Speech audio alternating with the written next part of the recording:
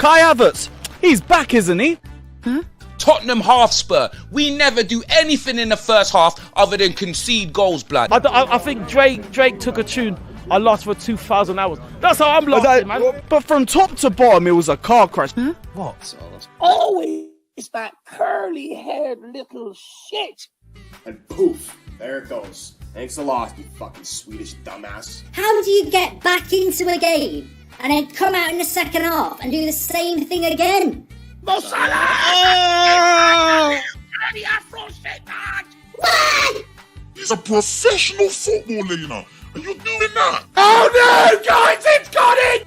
What? Oh, fuck off. Tube workers. Fucking idiot, blood. You fucking idiot, blood. You fucking idiot, blood. I swear to God, blood. Did you just say blood?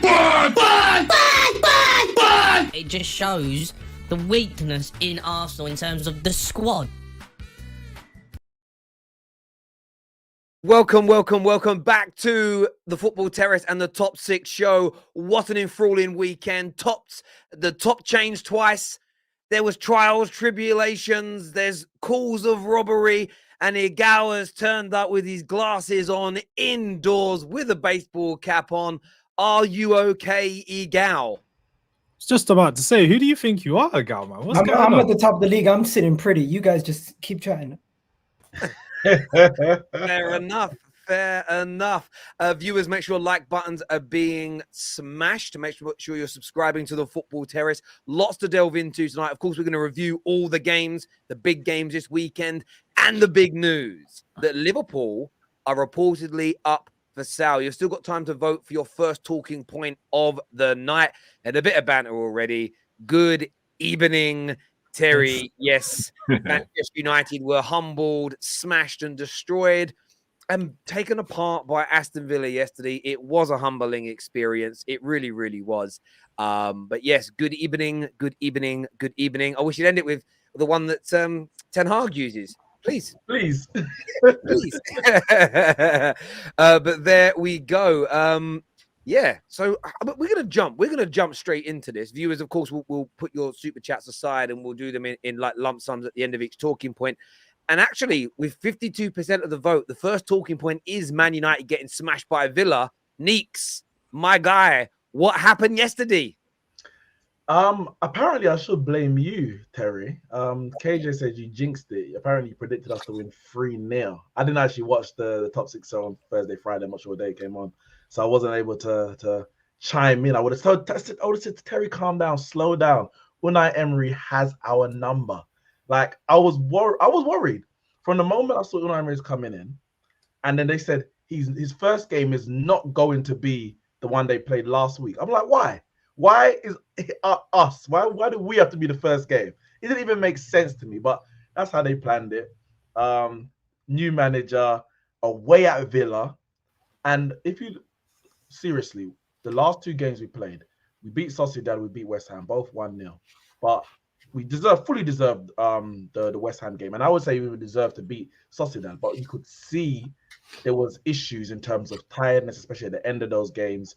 In the squad, and we're playing the same 11 over and over again with injuries and I guess a lack of quality in our depth. So I was thinking, you know what? I think we're probably going to draw this game against Villa.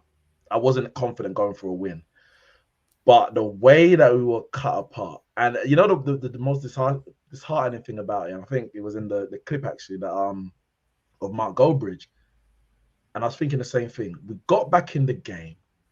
And the second half started like we didn't just experience the first half. Like they didn't say, oh, let's not do that again. They thought, no, new game, same Man United. Let's do it again. Let's see if we're going to work this time.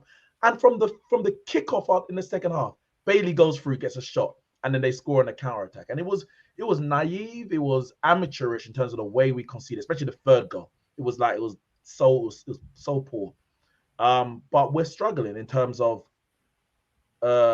players. We got players out injured. Martial, Sancho, Anthony. Martial's been out for most of the season. Sancho's been injured, but obviously, he's ill, sorry. But his form ain't been great. Anthony's out.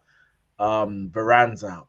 And I think playing the same 11 over and over and over again, it's always going to have its issues and in a confined period of time. So Disappointing result, of course.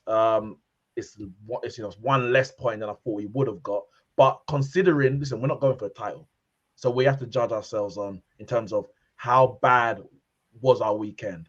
Spurs lost, Chelsea lost, Liverpool won. We're still in and around the position where I think we're probably going to be. So you have to just take that on the chin and make sure that you go into the Fulham game, which is the last game before the World Cup, and get a victory. But yeah, bad day, bad evening. But I'm not totally surprised. Yeah, listen, I agree with a lot of what you said. The tiredness thing I understand to a point, but for me, this was more selection issues. And I think that Ten Hag experimented with something and it hasn't worked. So he takes the blame for that. But in the start of your rebuild, you experiment. All of our managers on here have done that, whether they've been successful or failed in the end. Since Ronaldo's come back into the team after being banished for walking off, we've gone backwards. He takes away from our style of play. If he keeps playing him, it's a mistake. I'd rather an academy player be given a chance than Ronaldo start up front for us now. He isn't even scoring the goals like he did last year because we're not good enough with him in the team to create, and we create more without him. Secondly, Donny van der Beek is a powder puff. He's a featherweight. He's an absolute featherweight, and he is not for the Premier League. And I saw his fanboys on Twitter yesterday, and I ignored all of them. Talking about actually he had a really good game. Did you see the pockets he was sitting in? Did you see the space that he was creating? And for me, that is delusion or drugs. It's one of them two things. You're either delusional or you're literally taking drugs. And for some of these guys, I know they're people of faith. So I'm going to assume they're not taking drugs. They're just delusional and lying to themselves. Donny van der Beek cannot be starting games again. If there's no one else, play Charlie Savage, Robbie Savage's son. Play Zidane Iqbal. But this is the thing, Terry, and I hear you. And as you said, in a rebuild, you're going to experiment. And I feel with the players that we've got available, whatever he does is kind of an experiment. I say that in the sense of if Ronaldo doesn't play, you're going to have to experiment because we ain't got any real options through the middle. If Donny doesn't play, yeah, you say Iqbal. You could play, obviously, Fred, McTominay, who we know haven't worked. I think right now we are a bit stretched, especially in the forward position. But even yesterday, though, McTominay was on the bench. Play him and Casemiro in the middle with Eriksen in his natural position as a number 10. There are other options. Is that not hindsight in the sense of because for me, when I saw the lineup, no, not for me. When I saw the lineup, it was Donny van der Beek shouldn't start, but let's give it a go, and it didn't work. We haven't tried that combination hasn't been tried. We haven't tried. And by the way, McTominay was playing well until Casemiro came in and just went up to another level. Yeah. So for me, Fred and McTominay in the Premier League are better footballers than Donny van der Beek. I don't care what he did at Ajax. He didn't do it at Man United. End of the day, you judge people on what they've done for your football. So when does Donny get his chance? Because Ten Hag has to play him. You don't have to. You want him to play before you get rid of him. I'll explain it. I was going to say, I'm not a part of the DDL, the Donny Defense League. I'm just saying, the players he needs to play in it at some point, and until the decision's made. No, and I get that, but he's been here a couple of years. He's had multiple games. Like Scott McTominay and Fred are not the long-term answer. I know that, but they over the last 2 years under multiple managers have had far more good quality performances than Donny van der Beek has not had one good performance in 2 years. Starting him now, I know he's been given a chance. He's wrong. Those two things were mistakes. The midfield combination that we put out was absolutely horrendous. There was no real grit in there. And listen, you've got to give credit to Unai Emery. His team were better than us on the day. It doesn't undo the progression that we've made so far this season, and we have got better. But we know we need to spend more in January. We know we need to build a squad for this manager.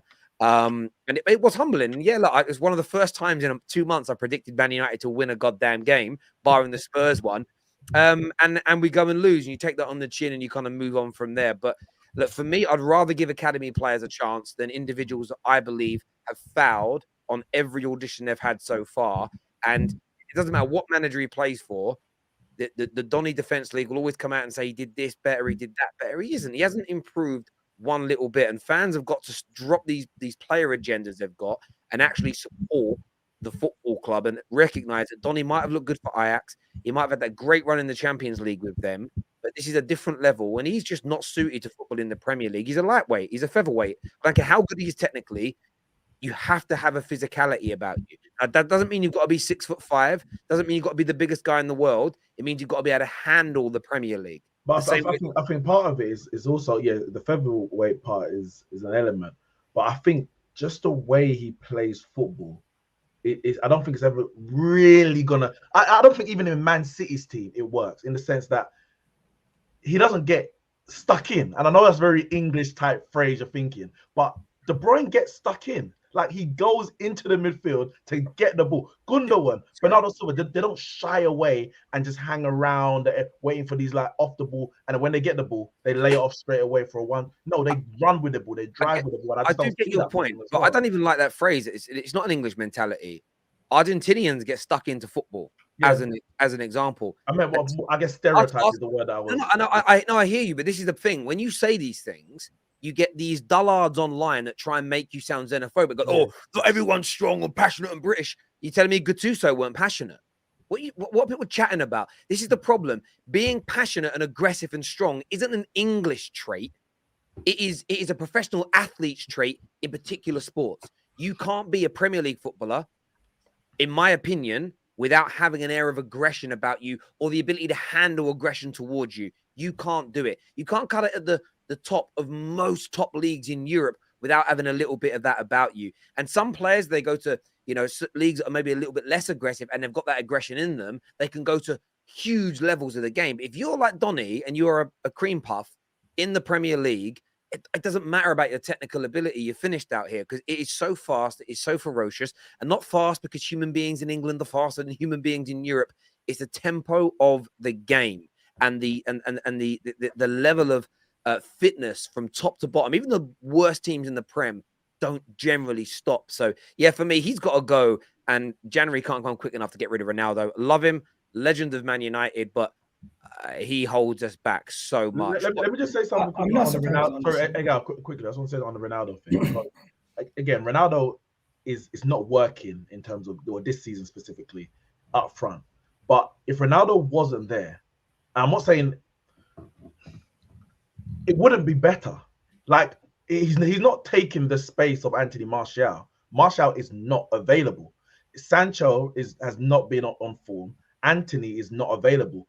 So if Rashford goes through the middle, then it's Elanga and it's Garnacho, who, yeah, you're putting a lot of pressure on either on Garnacho or Elanga, who a lot of people say is not good enough. So we had this same situation last year where Ronaldo was playing at the beginning of the season, all the games, and then Cavani was injured, Martial was injured, then he went on loan. We had the issue with number 11, and Ronaldo's playing every game in every competition, week in, week out. And he goes through this run of about 2 or 3 months where he didn't really score. And then was like, see, that's why he's finished. Yeah, a 37-year-old playing every single game is going to be finished. And Ronaldo, I'm not saying this year he's been good when he's played one game or one game here, but when you are going to play 3-4 games in a 2-week period as a 37, 38-year-old, he's going to suffer. So my focus, I'm not even saying you'll do this, but this is the point I'm making, is not really on Ronaldo, because Ronaldo wasn't here. It's not like we've got options that are Ronaldo's holding back. The issue is a club issue in terms of the structure, the transfers, the recruitment. Who are we got positions to fill in? I understand that. I want to throw it to some of the rivals as well. Like, what were you going to say, Gal? I want to know, first thing, was Martial fit before the game? Well, fit on the bench, but he hasn't played for weeks. Okay, so understandable that he doesn't start.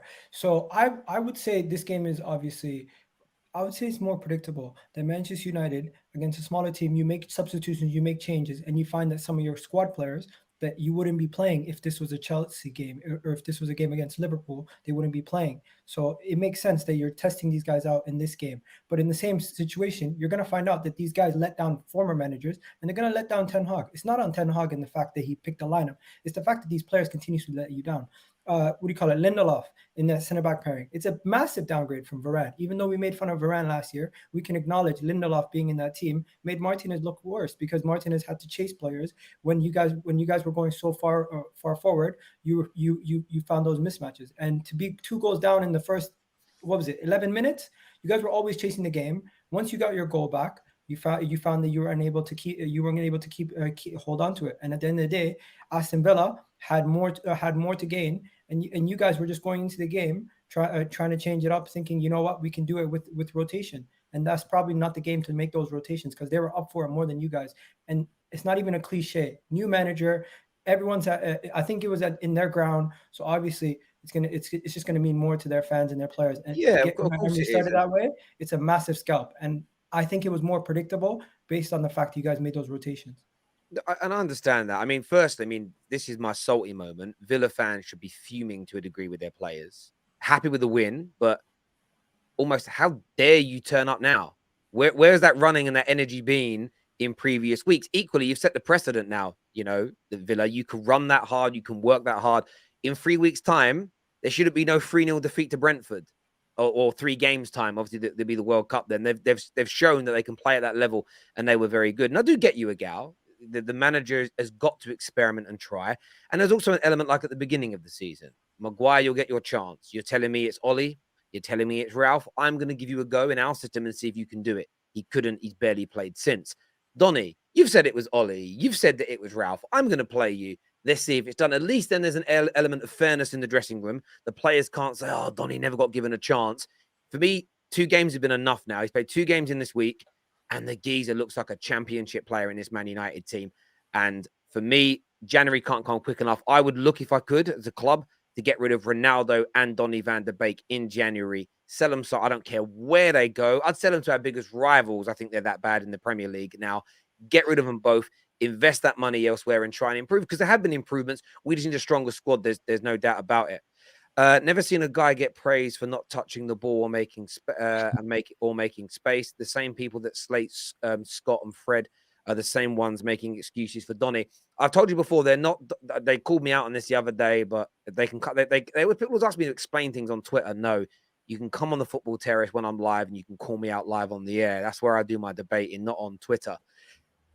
People don't even love Donny that much. Donny is just a stick to beat Bruno with. That's it. They've got a Bruno hatred, and they use Donny as a stick to say, you know, they've done it a bit with Eriksen as well, tried to play them off against each other like they did with Pogba. But as I said on the match review yesterday, the reason I love Bruno is Bruno wants to help the team win.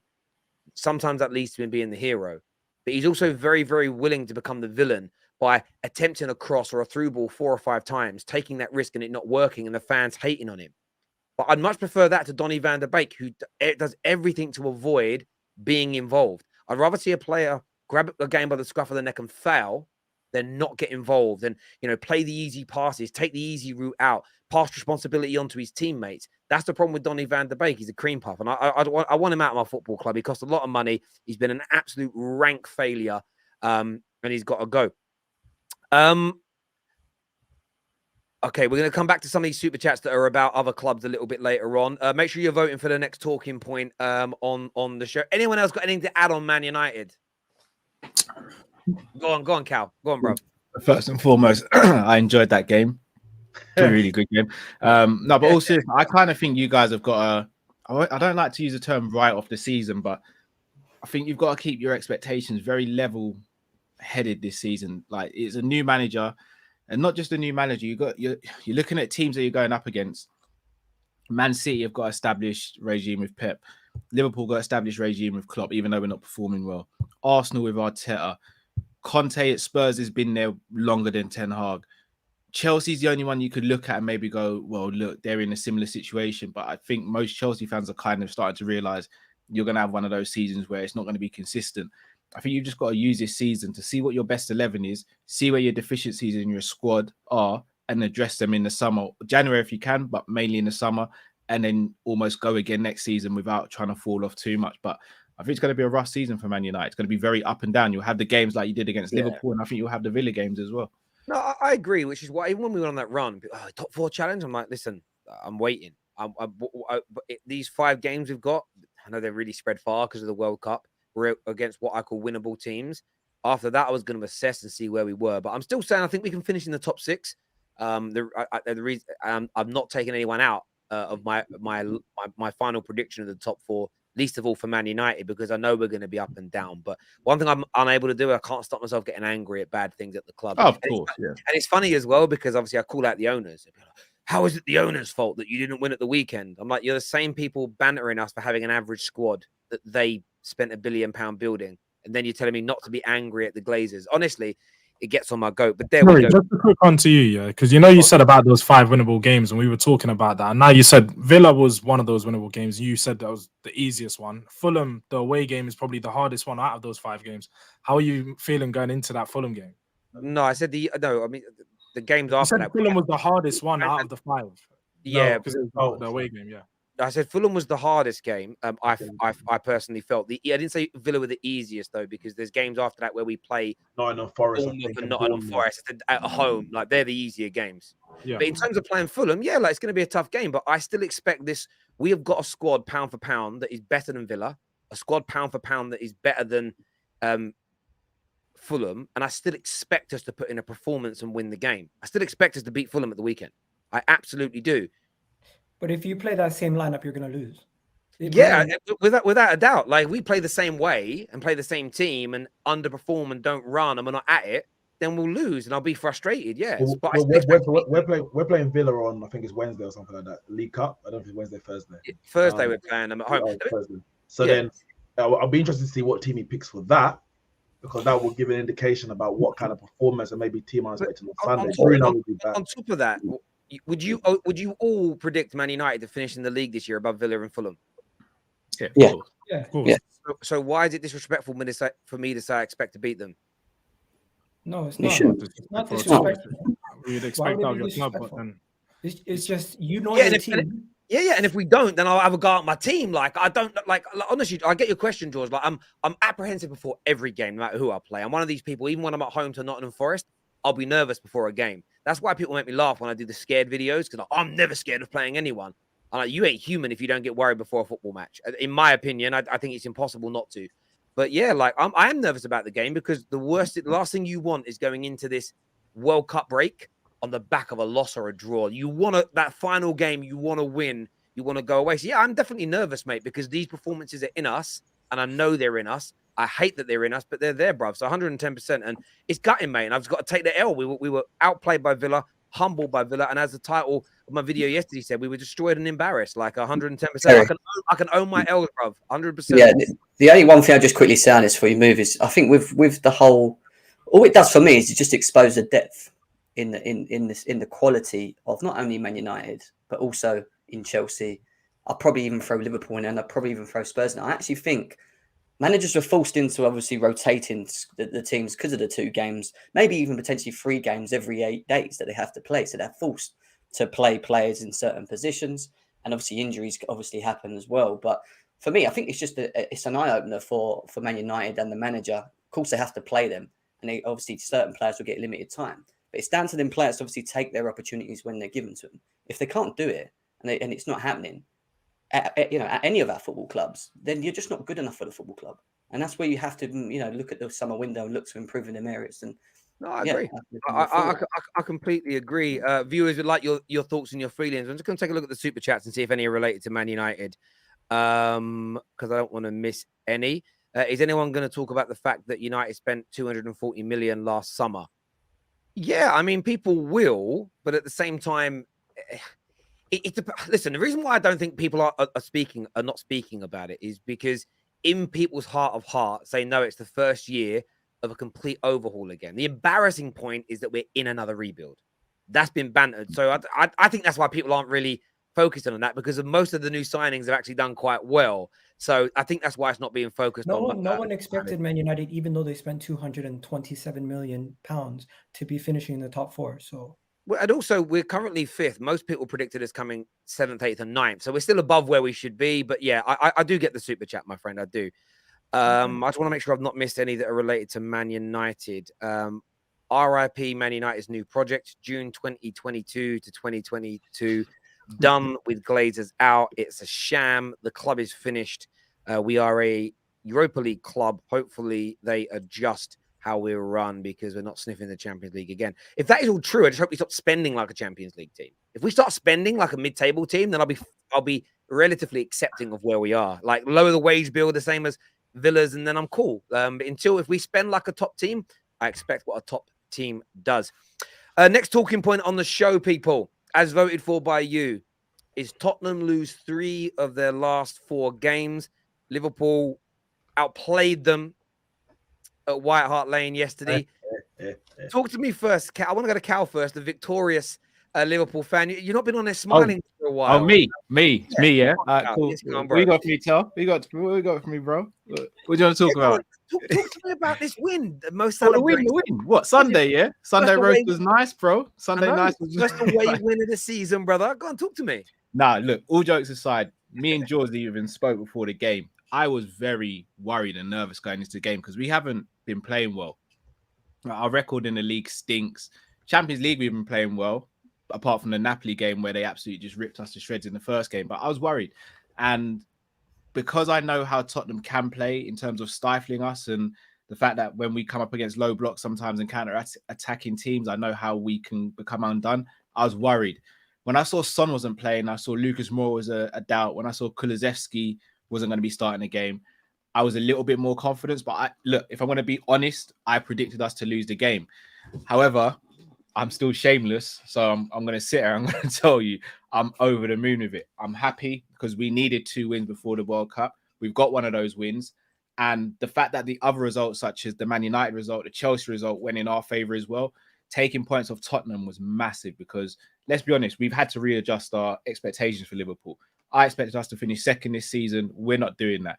Top 4 is the absolute minimum we have to get. And we needed to win that game. And we just kind of needed to put a stamp in the ground to get our first away win in the league and a win against another top 6 team effectively. So I'm very happy with it. I think the performance in the first half was good. I think the second half performance is being very, very pushed as a narrative. I'm seeing a lot of Tottenham fans saying we got battered in the second half when in reality we didn't.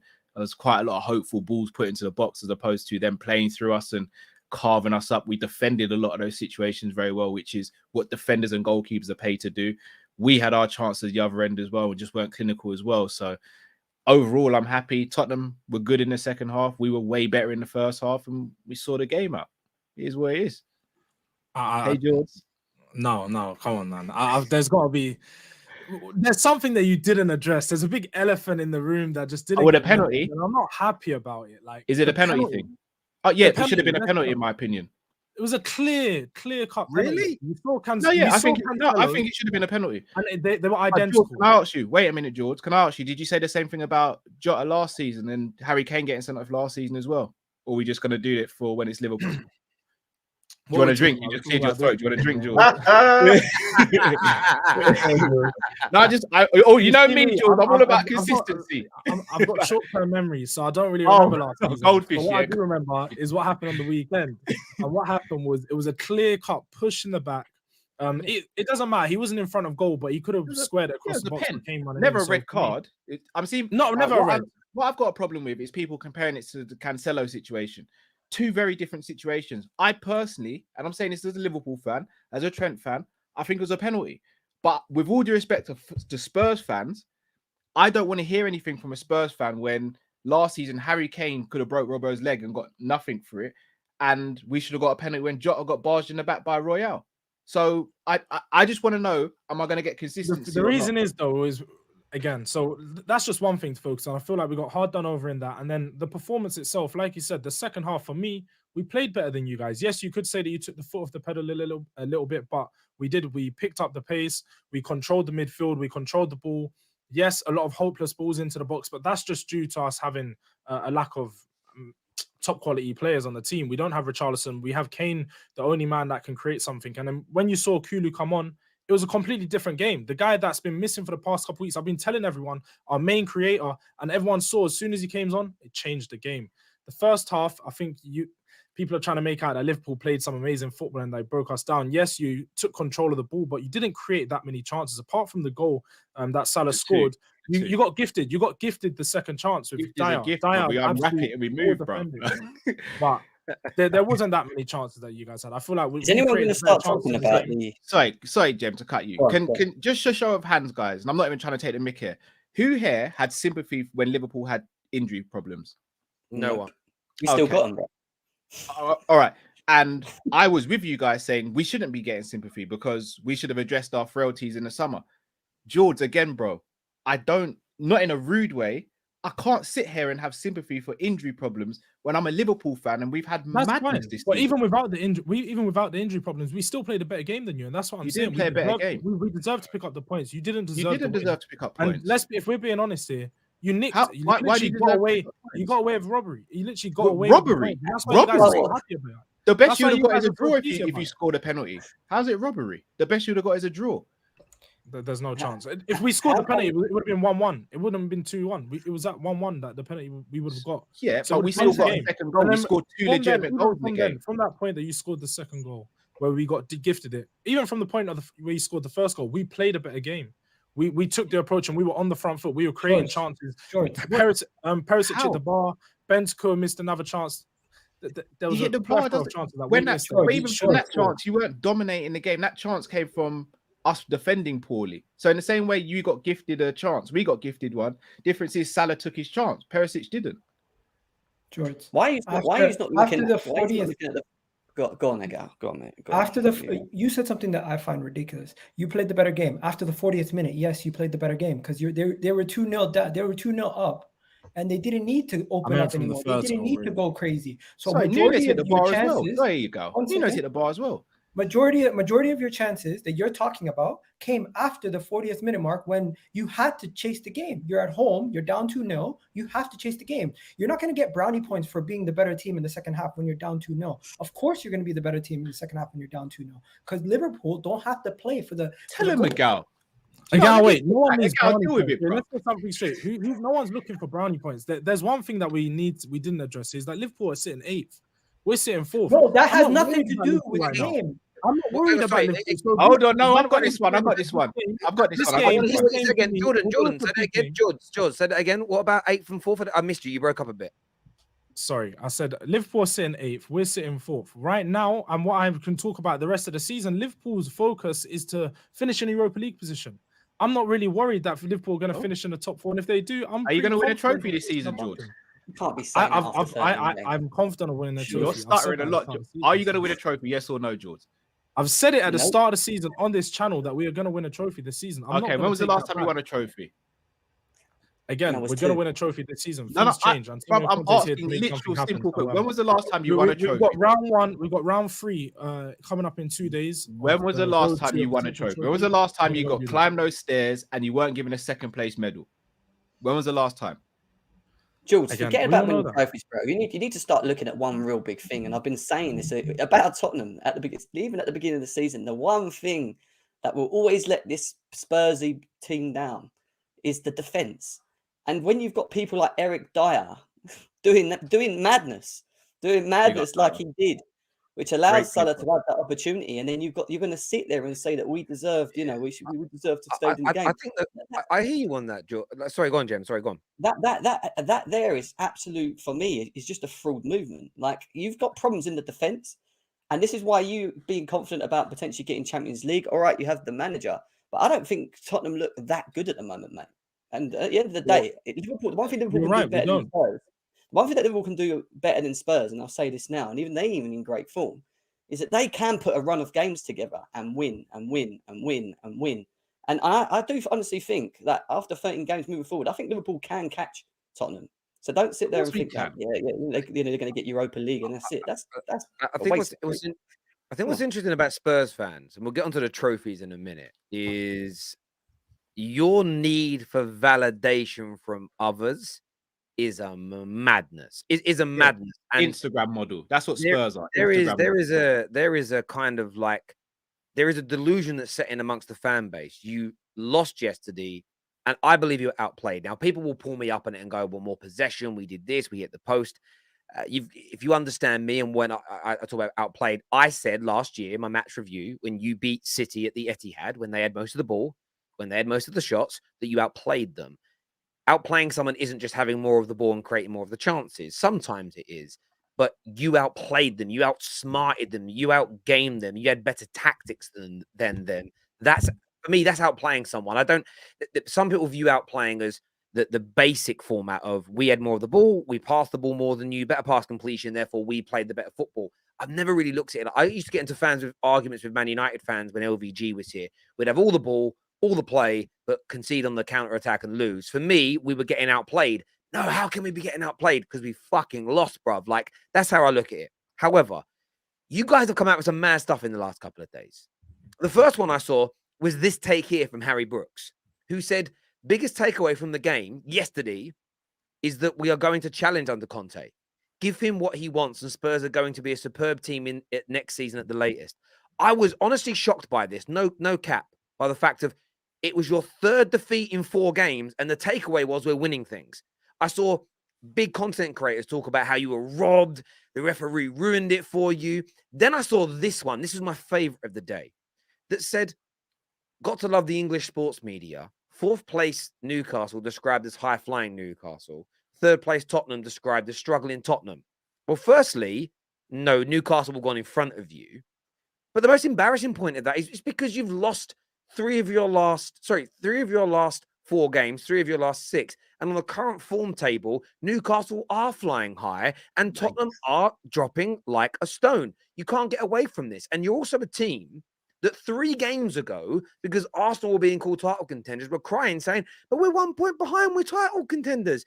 So if you go from being title contenders to dropping that dramatic, that's a huge drop. You're not outside the top 4. But if you want to be spoken about as a title contender, dropping a point is massive news. I don't think much Tottenham fans are talking about title contenders, honestly. I haven't spoken to many Tottenham fans. You got no, what it was, you guys were angry that Arsenal were being called title contenders because you were a point behind them.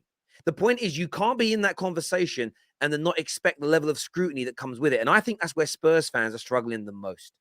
It was the same as when Newcastle first got taken over. And I saw a lot of Newcastle fans online acting like, why is everyone talking about it suddenly? Because you're with the big boys now. And when you're with the big boys, if your manager says the wrong thing, does the wrong thing, looks at someone funny, everybody talks about it. And I think Spurs fans are struggling with the level of scrutiny that they're getting. But you're putting yourselves on the pedestal and you're being shot down and you don't like it. At the end of the day, you've been done. Every member of the traditional top 6 plus Newcastle who are in the top 6 this year, when you play them this year, you've been outclassed, outplayed, and or beaten by them. That's why people don't have faith in you winning anything. Every top team you've played this year has beaten you. And that is not a debate. That is not an argument. It is a cast iron fact. Tottenham, not only are the lesser of the top 6, you ain't winning a major trophy before the rest of us. Chelsea will, Arsenal will, Man United will, Liverpool will, and City will. We will all win a major trophy before you do. Terry, you seem far too confident about that. I didn't even need to bring my apron today. Literally just about to get knocked out of one of your first trophy, UEFA Europa League. We saw that draw today. Don't look so confident of winning that trophy this season, so you can tick that one off. And then the Carabao Cup, you just lost to Aston Villa. Let's see if you can get past them this week again, because not looking so good in that game. So that's 2 trophies ticked off this season for you already. I don't think you can come and talk to Tottenham like we ain't doing well in the competitions that we're in currently. We're sitting 4th in the league, 3 points above you. So we're going into this World Cup break sitting in 4th regardless of what happens, whether we win, lose, or draw against Leeds. So we're in a good position. We can talk to all these teams and we can look at these guys and say, look, although we are having a very bad season, we're not a very bad season, a very bad performances, we're still picking up results. We're still in a good position. And even though we've fallen off, the start of the season is carrying us right now. And we can do that. We can afford to lose these games. Unfortunately, it's not good, but we have afforded to lose these games because we've done so well at the start of the season. So all this talk about Tottenham's not doing this and Tottenham's not going to do that is we'll see, because Tottenham can only improve. Right now, we're looking really bad. We're missing our players. January is yet to come. We can only improve, and that's what people are forgetting. As the season goes on, Tottenham are going to get better. You could go backwards. We're going to see that. And the one thing you said about the top teams who we haven't beat, Liverpool's the first team that's come to our ground. Newcastle beat you at home as well. Yes, if you include Newcastle, yes, but I'll be confident. You have to. Hang on a minute. So hang on a minute. And this is the point, though. The two of the top 6 that have come to your ground have beaten you. You've got a 0% win record at home against big teams. I'm not including Newcastle in the top 6 bracket. If you want, that's even worse then. Because because I know that I'm going to go to Newcastle and pick up points. It's not a problem, and they're not a big team that I'm going to go away to and worry about. But again. Out of the traditional top 6 that we've got right now, the panel here, only one of them have come to our ground. So when you see you guys come and we go again, Arsenal come to Tottenham. Did they pick up points? I'm not so sure about that. Chelsea comes to Tottenham. We'll see what happens. They always pick up points. We're going to see what happens. So we'll see. And Man City comes to Tottenham. They've never picked up points at Tottenham Hotspur. One second. Let me again, I'm pretty confident of getting results against the top 6 when you come to our ground. Jords, who is the only team you picked up points off of this season in the top 6? Chelsea so far. Yeah, and In would 4 you say games. Chelsea are? Would you say Chelsea are in a bad place right now? When we played them, they was in a better place. They had Tuchel. So were you. You guys were in a better place as So well. You my had point is, and we picked up a my draw. point is, It wasn't a great game. my But we point is, picked up a if Tottenham really believe that they're this great team, and you guys continuously, by design, in my opinion, because of how Antonio Conte plays, only really play in the second half of games, you can't win any major trophies just playing one half of football every single game. By design, I'm pretty sure Antonio Real Madrid done that in the Champions League for the whole run. Real Madrid, Whoa. Real You Madrid can win. different I'm not monsters. comparing us to them. We I'm really not doing comparing us it. to them. Real Madrid are In a sustaining cup league title competition, campaign. you don't need to You're play not well to win sustaining- games. Bro, sorry, I Listen, got to jump in there. listen Sorry, to- you're not this is Real Madrid, ridiculous. bro. Do you realize you're talking about Real Madrid now? Wait, innit? No. Don't. I'm not talking. I never said we was Real Madrid. I said in the game way that they won games in the second half in a cup competition. But you they don't need to still dominate won games in the league. No, hold in on. a When different they, manner. when they They have beat, won hold games on, when in they the beat league. Chelsea, weren't they ahead in the first half? Yeah, 3-0. When they beat Liverpool in the final, it was 0-0 at halftime. So they're not just playing for one half. In a couple of the games they did, but they navigated through. Let me say something. Sorry, Nick. Sorry, but you're also talking about a team who you could argue are the biggest serial winners in the history of this sport that we watch. Their Again, club, their players, I their used it fan in base. reference to the way that you can win games in a cup No, competition. without yeah, dominating but games. then you're taking. You're away trying to the- reference Tottenham to Real Madrid, which I didn't do. That's what you're trying to do, and you're No, trying but to you make the did. joke that I never done that. All right, George. it's Sorry, not a joke. again, sorry to cut you, Go on, Terry. go on, All right, go on. George. Deontay Wilder loses every single round of a fight and then knocks someone out in the 9th round. Yeah. Does every boxer think they can do that? Because Deontay Wilder did it. All right, then, because you got an anomaly, bruv. You got man No, who can because just it does stick his happen. fingers It and knock happens you all out. the time. This No, is it the thing. doesn't, This bruv. is the thing. This is the thing for me, right? I don't. Weird one. People think I've got a dislike for Tottenham. I don't. My dad's a Spurs fan. I was pretty much in tears on air when you guys made the Champions League final. I was so happy for him. I like you as a football club. My issue is that you talk to clubs who have achieved more than you. In my opinion, before I will die, I will be dead and buried, and my club will still have more major trophies than Tottenham. And you talk to us about respect our club. What have you guys done? I said it before. This is your golden era in the Premier League. It's my club's worst era since World War II. That's 2 generations, okay? People didn't have TVs in their homes back then, right? That's how much time's gone. It's our worst run ever. And we still have 3 more trophies than you. So that's where I come from when I talk about we'll win a major trophy before you. Forget everyone else, because this season some of those teams will win a major trophy before you. Man United will win the league or the Champions League before Tottenham do. And I'm not saying that to be disrespectful or rude. Your club has no pedigree and no appetite and no genuine ability, in my opinion, to win a major trophy. And I can just by the way you guys are behaving as a fan base when you lose certain games, begging for validation, comparing yourselves to Real Madrid, that you're doing that because you're a small club and you're in everybody's shadow. And Egal said it right a few weeks ago. You guys are so desperate to be Arsenal. You think you're Arsenal, but you're not. You're literally in the top 6 by default. Stop that, Terry, man. You can get out of Arsenal's Arsenal. He's already dead. Leave him alone. You're in the top 6 by default because the Glazers and the Kroenkes ruined their clubs for a time. And as soon as Newcastle already found their feet. Once Man United get fixed under Erik ten Hag, you're going to be when we become the top 6 +1 show. The +1's going to be Tottenham. Well, it's funny. It's funny how you guys have really just buddied up, yeah. But I'm rubbing this badge. I was looking for both of you guys in this competition today. I was looking in the cup draw. Are you going to win it? Neither Are of you your going to win team. it? So I'm rubbing this badge and it's Are you feeling gonna nice win and it? comfy. When you get to play this competition, Are then you we can going talk to some more. win it? Again, but George, look, I'm not even a Man U or an matter. Arsenal fan. Man U have won it 3 times, and Arsenal were in there 20-odd years consecutively, bro. Like, what are we doing there, bro? You've been to one final. And you We're lost talking it. about now. I'm talking about this season. I'm talking about what's happening right let's now. be honest. You struggled for your group. You lot got the group of life. When you guys got your group, every single Tottenham fan I knew was celebrating, and you struggled through the group. And now, Again, all I'm hearing is, yeah, we're going to smash AC Milan. Top your group. You didn't top your group. And you're, Bro, and we you're won looking it at 6 going out in the times next and we round. beat you in one of You're them. gonna see, Brother. do you know what? Bro, when You it know comes what, to yeah? Champions You're not League, even no gonna, one I'm on not the even gonna see panel you in the can do it. quarterfinals now. I'm not even gonna see you in the quarterfinals this season, man. Bro, It's when gonna it be an comes early to end for you Champions as well. League, It's gonna be with an early all due night. respect, And this is the no one on the You're panel. coming out and This you're is going home the at 7 point. PM. This is the What's point of Tottenham fans. This is why you're making your club look silly. You guys are celebrating being in it. You're not celebrating winning it. I'm in pain because my club's not in it. But if I was Tottenham, If Man United are in it and we can't win it, I'm still not that excited. I don't want to be in the Champions League. I want to be able to win the Champions League. That's the only time I'm happy. That's what elite level clubs do. You want to be in a European competition, and we've lost more finals than you'll ever win the trophy. How about that? This is the thing. You can't even win the conference. You were in the shittest one possible, the Conference League, and you went out in the group stages. We're the worst ever, bruv. You listen. You're turning up to a gunfight with a blunt spoon, bruv. Chill out. Talking to the most prestigious clubs in the world about trophies. It's embarrassing, bruv. Do you know what I'm saying?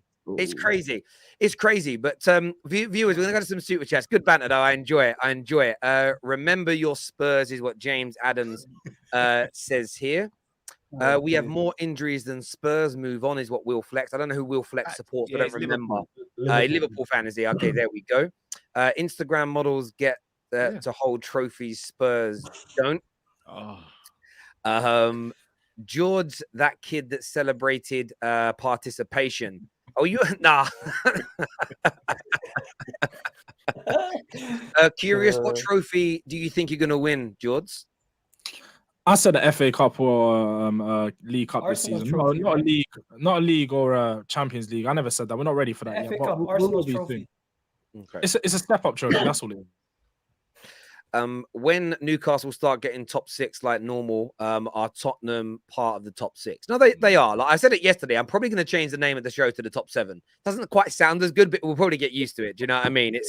It is what. And when we get more of these billionaire owners from that part of the world, it'll be the top 8, top 9, top 10. Then it will just be there's been a Super League. Yeah, I might call it the Prem Panel Show. I've got an idea for a show. I'm going to call it the Prem Panel Show and do it from there.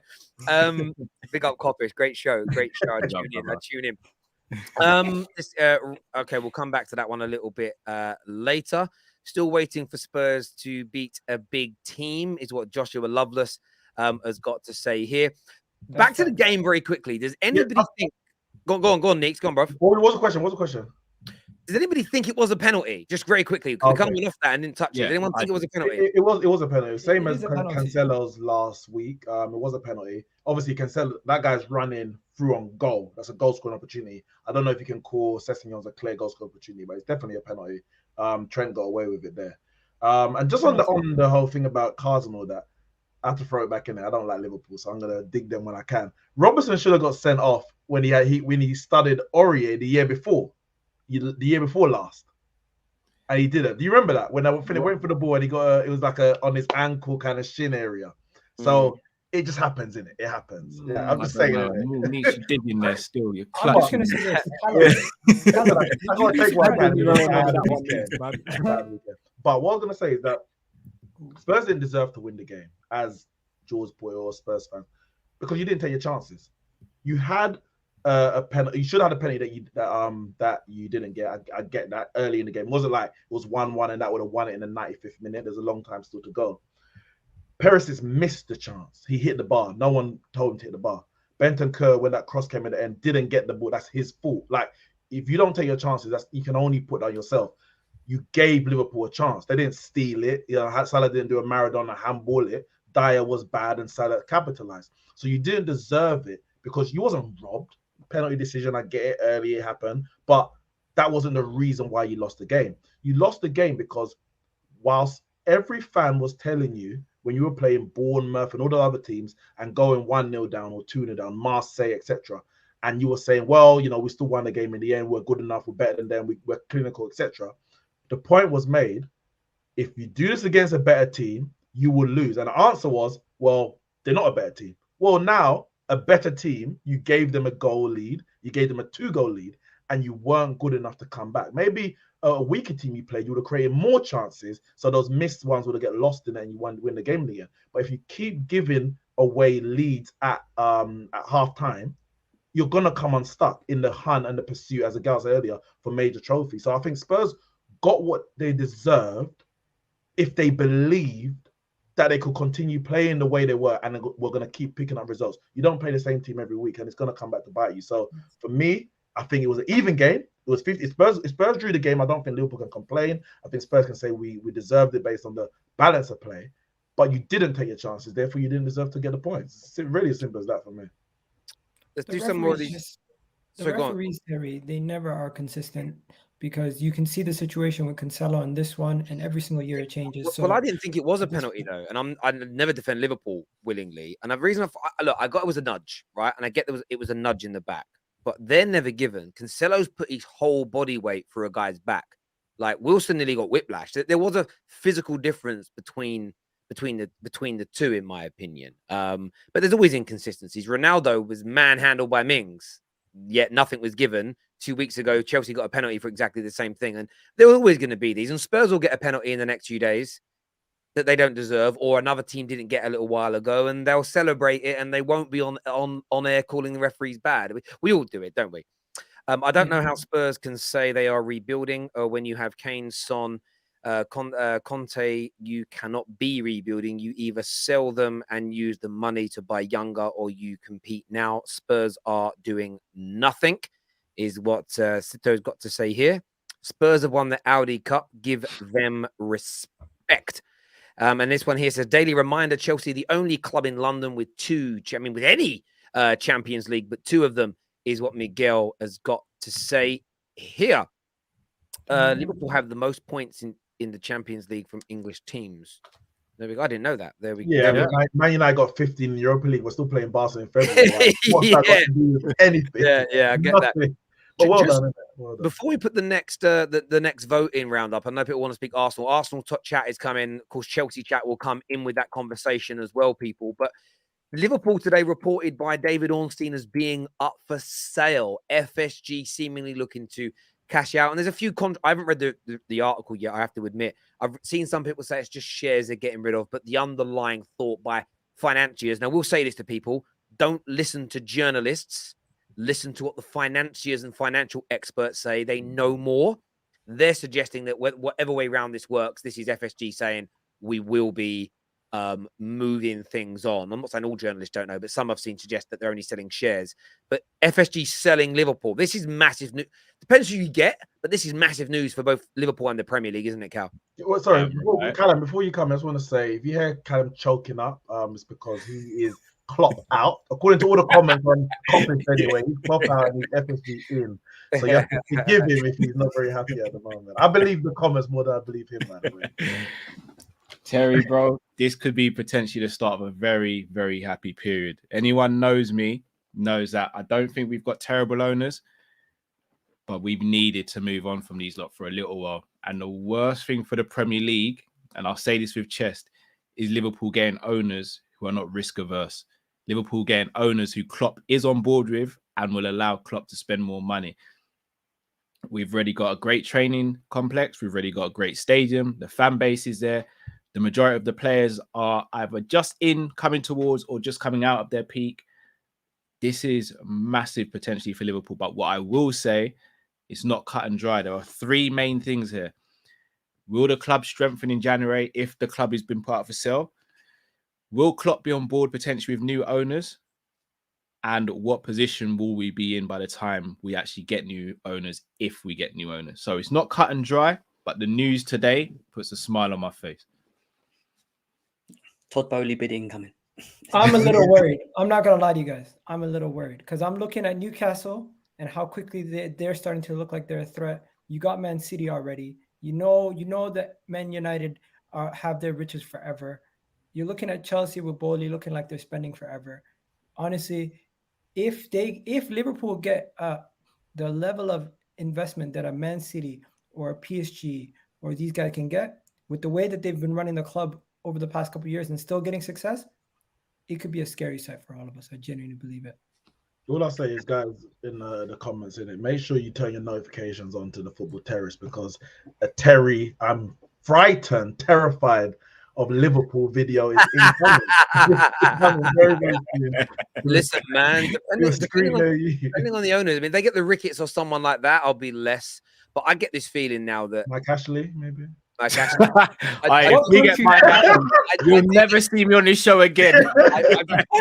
Honestly, no, I've got a the gut feeling. Kuwaitis might be wanting to buy. Yeah, I've got a gut feeling it's going to be billions from the Middle East. The Middle East, or Roman level. It doesn't really matter where they're from. When I say Roman billions, Middle East billions, billionaire owners like we've all got who are willing to put their money into the football club. Remember, do you know what? Do you know kind of there's a part of me that wants you to have a club like that so that Jurgen Klopp can never moan again. And equally, I've got. By the way, I went around and did it today. I took bare screenshots of all the big Liverpool. By the way, if you're a Liverpool content creator, I've screenshot all of you today, taking moral high grounds and moaning about the owners of Chelsea. Roman, and moaning about the owners of City, and moaning about the owners of Newcastle. Not just it's not fair, but also the moralistic standpoint. So I've got all your screenshots. So if you do get a Middle Eastern owner, I wouldn't do it to you lot. Nah, cool. All right, we're good then. Do what you got to do, bro. I'll do that one. Don't worry about it. I've got receipts ready for people that were like, it's a disgrace, this, that, the other, human rights. I'm ready for these people to start celebrating when another family comes in that everybody moans about. That's why I don't tweet about it, because I know I've always said it. Even if I don't agree with what happens in certain parts of the world, if they bought Man United, I'm not going to walk away from the club. So I just keep my mouth shut now. Do you know what I mean? My powder is dry, brother. But if you guys get an owner like that, with the fan base you've already got, the income you've already got, plus them willing to pump in the maximum amount of money under FFP, and as long as they run it well and get the right people running it, it's City 2.0, City Mark 2, and it will be impossible unless your club spends the same and is run the same. You ain't touching them. The same as City. Like it's if you're the richest clubs around and you're run well, you will always be successful. There's no over a period of time, not every single season you'll win the leagues, but you'll be there. And that pushes another one of us outside the top four, as it were. So yeah, man, this is massive news for football. I hope it's the Ricket or someone like that. I hope Hitch and Deluxe rebuy it. Do you know what I mean? I hope it's terrible. I hope that the Glazers sell Man United and buy you. But it is, you're going to end up with such a good goddamn owner. This is not fair. Newcastle getting sold, Chelsea gets sold. I mean, that's not necessarily a good thing, but Chelsea getting sold, Liverpool getting sold, and the Glazers is like, yeah, dividend. That's what I was just about to say. I'm feeling the same as you. All these teams getting some, and I still got the cheap guy that doesn't want to spend anything. No one wants to buy your club. Things aren't looking so good, man. Sorry, guys. I need to address one thing here. Guy says, Terry, you need to study more. The British invade the Middle East. Listen, like I said, irrespective of what I feel about any one person, where their money come from, what they've done, did they, exploit their workers? Was it robbed? Was it from this? Was it from that? My point is, I don't talk about it on a football level, because if someone like that bought my club, I wouldn't walk away. So I'm not going to be a hypocrite and condemn City, condemn Newcastle, condemn Liverpool and say it's terrible because of X reason. I'm not talking about just people from the Middle East. There are people that don't like the Glazers because the Glazers give money to Israel, as an example, right? Well, you got Roman Abramovich. Roman Abramovich literally did the same thing. My point is, I don't express an opinion on it, because if a billionaire took over my club and run it well, would I walk away from my club? The answer is no. So rather than get cheap clicks for it now and take the moral high ground and look like a good guy, I just keep my mouth shut, because I would be a hypocrite if they bought Man United, because I wouldn't walk away from the club. That's what I'm saying, my friend. So I'm not saying this group of people from this country are better than this one. I'm not saying it at all. I'm literally saying I talk about how they're going to run the football club. That's it. I keep it to football only. That's my point, my bro. Can I just go on, mate? As well? I'll be honest. The only club I've really spoken about in those sort of standings is Man City, because let's be honest, they've got Marty from Ozark doing their accounts at the moment. So apart from them, and I don't even speak about the moral stuff, I speak about what I'm seeing on a football level, like they're cooking the books, in it. So that's the only way I speak, because I don't know enough about all the other stuff to come out and we know about the Man City. 1 second, Cam, did you ever say you're doing things the right way at Liverpool in comparison to City? Yeah. Have I ever said that? I don't know if you're trying to catch me out or not, Egal. So I'm asking. Oh. Have you ever been like one of those Liverpool fans who say we did things the right way, City don't do it the right way? But if you get somebody who's an owner who does it like City and it wins you more trophies, you don't care. No. So the reason why I say City do it the wrong way is because they're cheating. Like I don't want to go into it on the channel here because I don't want any backlash on Terry's. But when you look at what they're doing and you actually break down their numbers, they're cheating. I've never said anything about Chelsea. However, though, bruv, I get where you're coming from, but all the other Premier League clubs could vote in a rule that stops that. I'm telling you, my personal opinion why they don't put a rule in like that is because in one way, shape, or form, I think everybody cooks the books. And if you bring in rules that get examination of books, then everybody kind of... Remember when Chelsea... No, that's true. Remember when Chelsea bought David Luiz for like 50 million? He flopped. They sold him for more than they bought him for. Yeah, he and they did bought him back. brilliantly, and then they bought him back cheaper.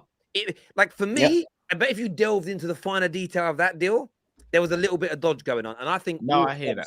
I think all the thing is clubs with City though, they're doing it in everyone's faces. I can't speak about clubs that I don't know anything about. No, When I'm seeing, I hear that. I do hear that. This is a weird comment. It says, "Come on, Terry. When Chelsea were for sale, it was a disaster. When Liverpool were for sale, it's scary." Bruv, I don't know if you remember. What was sanctioned? Hang on. But I literally said when Chelsea, I was one of the only people saying, don't think Chelsea are going to disappear and become crap just because Roman's gone. I think they're going to build something great. You clearly didn't listen to my content, my He brother. didn't have the notifications on saying that Terry He was scared didn't. of Chelsea. I literally praised. I actually think, again, I know they're not looking good at the minute, but I think they'll be good in the long term. The BTEER family have been wanting Liverpool. Oh, don't, man. Please leave. That's actually true. I know that for a fact. Oh my God. Glazers, please sell. Oh, wait, guys, honestly, bro, you know how crazy that is. Dubai, they give people free healthcare, land, and houses. Imagine what they do in Liverpool. Liverpool, I know. Mate, it's crazy. It's crazy. Anyway, at least it shows why they weren't investing the FSG their own money, because they're going to walk away, make bills, walk back on. And everything else. Viewers, make sure the like button is being smashed. If we hit 1,000 likes while we're live, we're going to give out 100 free memberships to you, all squad memberships, live on the air. So get hitting that like and share button. We've got some more super chats here that I want to go into. I dislike oil clubs. No offense, Mama Flossie. They ruin football and create a super league in its own way with overpaid donuts. It's disgusting. Klopp with oil money, it's scary. That's scary, not gonna lie. I almost just want to see him apocryphise himself though by saying that it used to be bad and now doing it. It's one of those brilliant things. One of those brilliant things. A bit like Gary Neville, condemning certain parts of the world, then taking money from them to present football shows. That's why I don't condemn anything, because you never know where you're gonna need money from. Do you know what I mean? Keep your powder dry online. Terry, genuinely, Man United will ever win a major trophy again. The club needs so much investment, training ground, stadium, rejuvenation, etc. Ever again, yes. I mean, I'm old enough to remember people asking that question about Liverpool. Will they ever win a league title again? This is, people ask questions along the lines of, would Leeds ever get back into the Premier League again, let alone win anything? And there are times where it feels like it won't happen, but I'm sure at some point Man United will. Will I be alive? I don't know. But at some point in history, most likely. As a Chelsea fan, I have no issue with Liverpool possibly getting new owners from the Middle East. I have issue with hypocrisy. Liverpool fans bashed Chelsea back then, and City fans for having oil money owners. That's fair enough. But that's just the way everybody is. Do you know what I mean? It's like all those celebrities that moan at us normal people for like our carbon footprint, but they take about 10 private jets a month. Do you know what I mean? Have yachts and do all these other things. It's like people that hate capitalism that use iPhones. Weirdos for me. Absolute weirdos for me. But that's just me. Up next on the show, people, 70% of this vote wanted this. Arsenal beat Chelsea and stay top of the league. Egal. Talk to me, bro. Talk to me. 24 hours later. How you feeling, my friend? We did what we had to do. We came to Stamford Bridge. We humbled them. We showed them a little bit of how you play football. We came over there and we dominated possession. We dominated them from pillar to post. I would say majority of the game.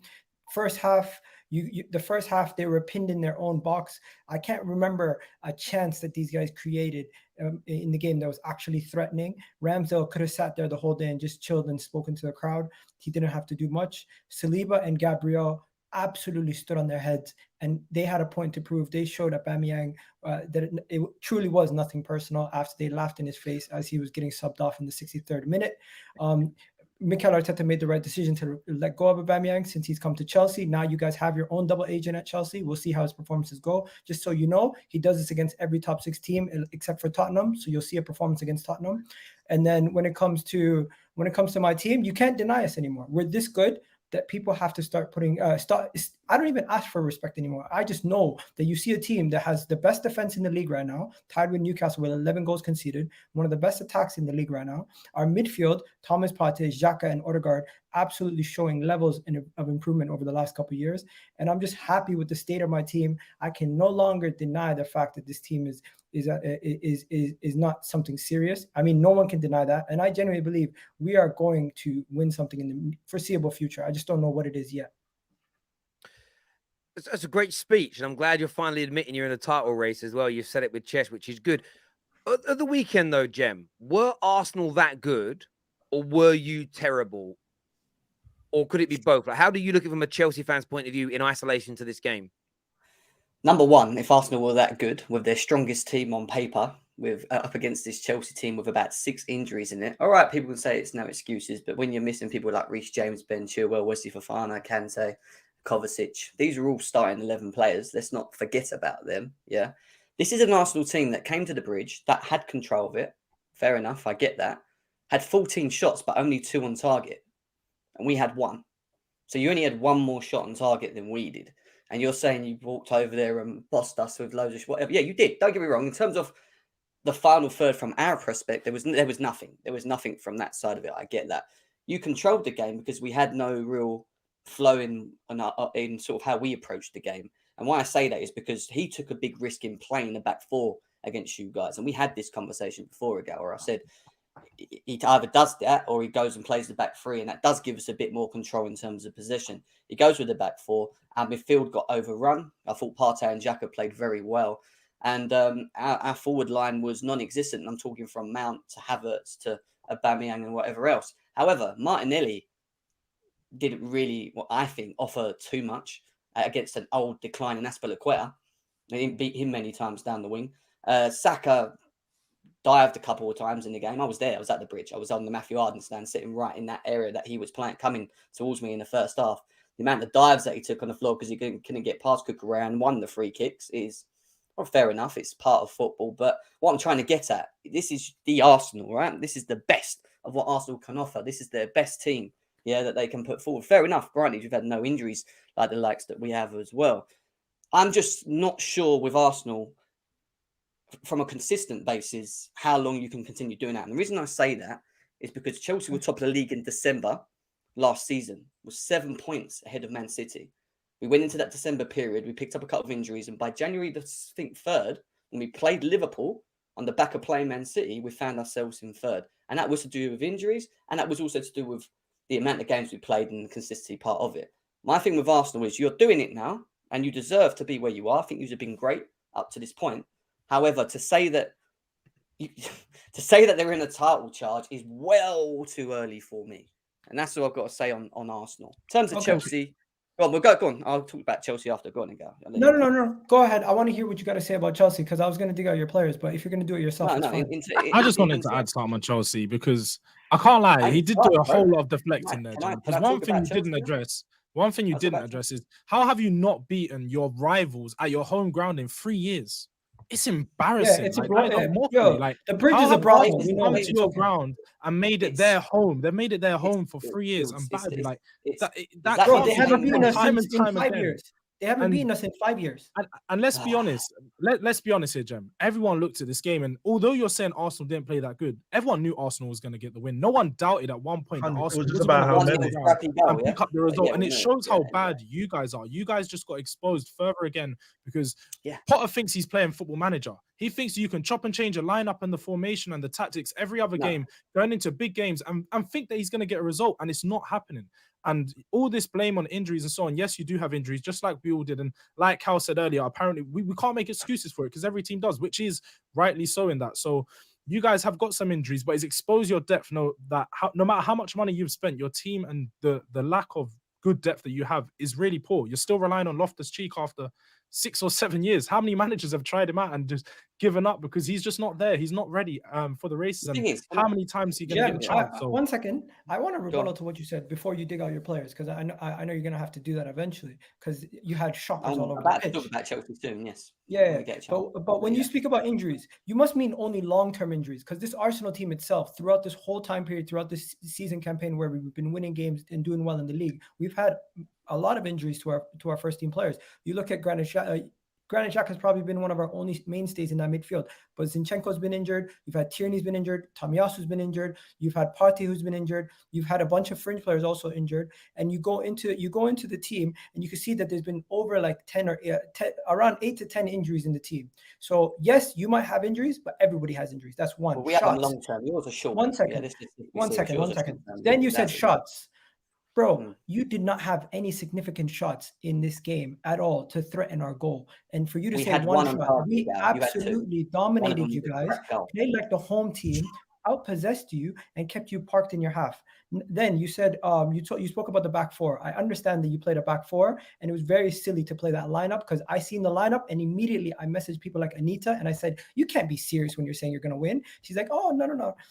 Anyways, I'm not gonna say what she said behind the scenes. Yeah. But yeah, when it comes to the final thing, You not just being sure mentioned about it. Anita and shit Oh. yourself, didn't you? He You himself. made me quiet. Nita's on big things, you know, bro. You made me. One second. I'm not gonna go against it. AJ's coming for you, my bro. Listen. My point is she's level-headed. She's level-headed. Anyways, Jem, my main point, the final thing, when you said the whole challenge, I agree with you to a certain degree. I don't know how far we're gonna take this. We still need to strengthen, but that's not the point. The game yesterday showed that we are levels ahead of you right now, in the sense that the way that we're playing. Yes, you have injuries. Yes, you have issues going around the whole pitch. But in the midfield, in attack, and in defense, we are superior to Chelsea Football Club. And I genuinely believe you are closer to Newcastle, and maybe Newcastle even better than you at this moment in time. That's the level you're currently at. You're not at Arsenal's level. This took you nearly 4 years to even get up to this, so that's number one. Hey, yeah. it doesn't matter how long it took us. Been up there We're for here that long. today, You've had and we have one to good admit it that Arsenal's a half much of the better season, team than your yeah. team. That's the reality. Yeah, it is. That's true, and I can agree with that because the table doesn't lie. The table don't lie on that. But in terms of Chelsea, for me, it's like, for me, it's just understanding where your club is, and I do feel we're in a transition. I even said this even over the summer window. We're bringing Sterling, bringing Koulibaly, we're bringing Fofana. Look, don't get me wrong, they're great players, but Chelsea need a real overhaul. And when you look at the crop of players that go back to not only Tuchel, but all the way to Sarri still, and managers are coming in and being given these crop of players, they're kind of being asked to make things work, and they want to do and implement the systems that they want to implement. Problem is when you come to Chelsea, especially in the way that we do it, and this is why I slightly disagree with the sacking of Thomas Tuchel, is that you sack Thomas Tuchel on the back of backing him over a summer window. This was his first summer window to actually show some backing. You give him the backing, and then they decide to pull the plug. Now, for whatever reasons the board decided to pull the plug, I think it was due to lack of communication between the two. But I think they're trying to find the project manager. The project manager is someone that they can bring in and give the chance. Now, they feel that Graham Potter's that guy. The problem with Graham Potter is that we don't really have any expectations of the guy, because you look at him and he comes from Brighton. He hasn't got real experience, and it's hard to know what he's going to do compared to like someone like a Thomas Tuchel, who has got that sort of world class sort of CV. When you look at it, you are in a rebuild. So, I agree with that. So part of the reason, going back to the whole thing with transition, is that when you watch Chelsea, and I keep telling Chelsea fans, is that we will win, draw, and lose games through this season. And the reason that does happen is that, for me, is that some of the players that are in the team in certain positions find it hard to specifically play at the level that they need to do game in, game out. And parts of the reason that happens is because some of them are so limited in the way that they can play. So what Potter's got a problem with at the moment is that he has to rotate. But like Man United, I feel we're kind of in the same issue as Man United. We have to rotate. Not only have we had injuries, but we have to rotate because of the number of games we're playing. But giving these guys the opportunity to play, but then playing them in a position that don't sometimes specifically suit them, actually ends up hindering what we're trying to do. And that's why I told him you're not going to see much difference between Thomas Tuchel and Graham Potter. You are not getting Who else said Potterable. this on the top six, Terry? You're not getting Potterable this season. It's not happening. So this thing of managers coming in and we're going to see great football from Chelsea, it's not going to happen until we address certain specific areas in our team. And there's so many areas for me that we need to sort out. And that's why we're going to lose games. I love Jem, man. Jem, I can't get at you. Where's David? Bring me David. David laughed at me on the show. One second. It's that they're so reactionary that when we lose a game, their mindset is still installed to think that we're in the Roman era. We're not in the Roman era anymore. What they need to see is that from Bowley, who is in the unknown, and I'm talking about the unknown in terms of us as Chelsea fans knowing what they want to do and their philosophy moving forward, along with the manager that they've brought in, deserve time. They have to be given the time. Whether you like it or not, they're going to be it. So it's not even just, but you are right. It's not even just on the Potter side of things. Chelsea fans are struggling because you are seeing the sort of the burning embers going out of the Roman Empire as you're building something new. And this is the argument that I had with Lee Gunner about just when the sanctions happened, that Chelsea were still winning some trophies. Okay, so you won the Champions League, which is massive. You haven't been in a title race for 5 going on 6 years. If you look, and I always go back to this point, I'm going to keep drumming it home. You look at Chelsea pre-FFP and post-FFP. If you look at Chelsea pre-new TV deal money in 2014 and after that, the level of title runs and trophies you've won has diminished massively because you weren't running on a consistent basis. The chopping and changing of managers, just throwing money at it doesn't work. United have proven that. There has to be a plan behind that money, which is what City have done so brilliantly well. Newcastle have already started off in that way. The feeling around the club is important. What Chelsea are going through is that transition. And that's why I've said before, I still think Chelsea will build something very strong and very good. It's just going to take a couple of years to clear out all the old habits, the people, the players, and rebuild new. What Todd Bowley, though, and Potter have got to do is, and this is where it's going to be hard, the younger Chelsea fans who started supporting the club in the Roman era, this is a whole new world for them. They are not used to it. This is going to be where it's very hard to adjust and chop and change. It's like the United fans that only ever knew success. The slightly older ones, my age and above, started supporting in the 80s when we weren't a good team. That's the irony of calling me a glory hunter. When I supported us, we were 30 years almost without a league title. And we were kind of used to not winning things. When, you know, I was just at the back end of that, but the slightly older fans that I knew that supported United hadn't seen us lift trophies for years, if that made sense. And I think that in the league title for nearly 3 decades, and I think Chelsea fans have got to adapt to the fact that it's going to take time to build what they're trying to do. They're trying to build new infrastructures, new styles of football. You've probably got a number of players in that dressing room that don't want to work Graham Potter style, which is very hard working. They're almost like, oh, maybe it was a bit easier under Tuchel. Maybe it was a bit easier under Frank Lampard. He's also going through what United went through. That he's got a squad that's been made up, and the early situation with Klopp, the early situation with Arteta. He's got a squad that's made up of 3 or 4 managers, players, philosophies, and styles. It's going to take time to clear all that out and really get it working. And you'll have some moments where you win 5, 6, 7 on the bounce. I mean, you started off unbeaten in 9, looking good, and then it dips like Man United are doing, and even Newcastle are looking good. They'll have some dips this year because of squad depth and everything else. That's part of a rebuild and getting used to it. My one concern for it is Chelsea fans not allowing it to happen.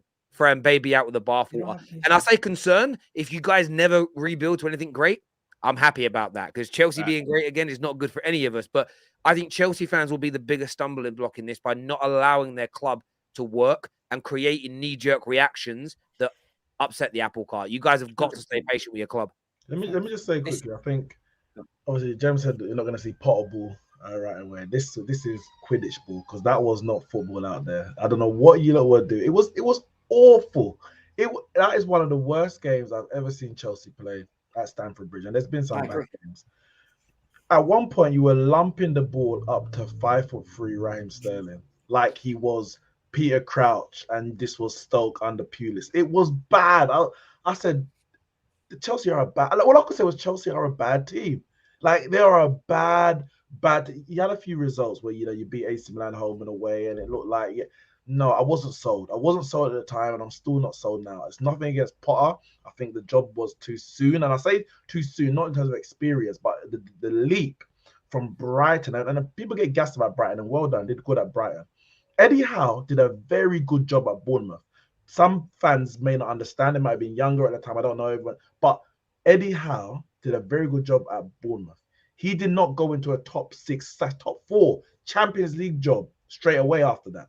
He's at Newcastle, who are building to try and get there. He may not even be the one who's going to get them into the Champions League and win the major trophies. Brendan Rodgers done a very good job at Swansea. He went to Liverpool, nearly won the league, granted, but in all intents and purposes, he was out of his depth, because if he wasn't, you wouldn't have fell off in the way that you did after nearly winning the title. It was a bit of a freak season in the way that Liverpool kind of challenged Man City. I think it's too soon for Potter, depending on what you want. If you're going to say we're going to give him 5 years, whether you're out of the Champions League for 3 years, cool. It might work after 5 years. But if your plan is to get back in the Champions League straight away, it might not happen. And we spoke about this, I think it was last week or the last time I was on anyway. Egal was here, and we said, basically, can Man United challenge for the top 4? And my answer was, at the start of the season, I didn't have us in. I still don't have us in directly. But because of how Liverpool have started the season, the way that Tottenham's form is going, and Chelsea's issues, they sacked the manager straight after the transfer window. We are in a position where we can capitalize. I'm not saying we will. There's not much difference between Man United and Chelsea right now, other than expectations. We started the season expecting Chelsea to be in the top 4. We did not expect Man United to be in the top 4. But right now, in terms of inconsistency, in terms of project, etc., I'm not sold on this Chelsea team. I'm not sold on this Chelsea team on the Potter. I'm not sold on Todd Bowley. I think Roman is the best thing that's happened to Chelsea, well, factually, in my lifetime. And I think there was reasons why Chelsea fans were concerned when he was when he had to lose the ownership of Chelsea and when Tuchel was sacked. I don't know what to make of Chelsea this year, and I wouldn't be surprised if they didn't get top 4. I think they're in the race. That's my problem with the players, but you could easily miss out, and that'll be a big L. My biggest issue with all of this is that we're sitting here having a judgment on an owner and a manager who's only been here, well, since the sanctions, a couple of months, over 6-7 months now. So we're making judgments on things that we're not actually fully sure on yet, because we don't know what we're going to do or how we're going to go, or you know, how Bowley's going to react. You could really see that with Chelsea. They're trying to put the puzzles together behind closed doors with the people that are coming in through the hierarchy, the board, and what they're trying to do there, right? The problem we got is we can't fully see the image of what we want to do moving forward. And I get you having your judgment and saying, but it's kind of blind faith there, because you kind of don't know. Your judgment? What we're saying is, what is your judgment based on? Because it's well too early to be talking about Chelsea and judgments. No, but I'm saying I'm not sold on it. Like there's nothing has happened so far that says, I can see that this will be successful if it works. I think Graham Potter could be there for 5 years and it still not be successful. It's not like Klopp came in and you're like, I know what he done at Dortmund. If you give him time, he can build that. I know what Ten Hag's done at Ajax. I think it's like right now. It's like if you're judging Chelsea or you're predicting Chelsea, either way, it's a stab in the dark. It's like it could be bad, could be good. I get that. Really know. I want to go to some of these super chats. I want to go to some of these super chats for a moment. Sorry, gents. Just want to get some of these out. First one says, "Pineapple Head, just stop the waffling." I definitely wanted to read that one out. This is a good point. It says Eddie Howe didn't need that much time, and I think it's a really good shout. I will say this though. I think there's a difference from taking over a club that's been winning, that's been at the top, where they're used to it a certain way at the highest level, and then you're knocking it down to rebuild it, than a team that the players were having ice baths in paddling pools. There was an awful owner of the club, no standards. Suddenly there's a structure and they want to do great things. It's a different feeling. It's a different, oh wow, I want to be part of this. It's, you know, it's kind of like, I think there's a difference, but I do get your point there. Plus, Eddie Howe has been there a lot longer than Graham Potter has been at Chelsea, or a bit longer anyway. Lame excuses because you lost due to injuries. Remember, we drew Chelsea with 10 men, and last year we had injuries, Partey, Tierney, Tomiyasu, and still beat you 4-2 at your ground.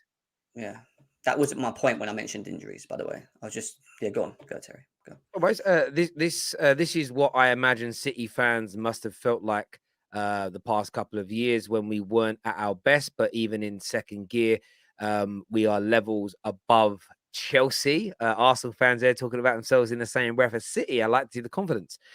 United need Elon Musk. If Liverpool gets sold, the Glazers' days are numbered. I wouldn't be too, not why Man United fans keep giving them money, it's not, but I wouldn't mind a bit of Elon Musk. Hopefully the season tickets will be $8. I love how he's trolling Pete. I don't even know why he's trolling. It makes me laugh so much. It is funny. Feel bad for the Spurs fan. Gotta be sweating that he's gonna lose his spot on the show. Know a few Newcastle fans if you're hiring Terry.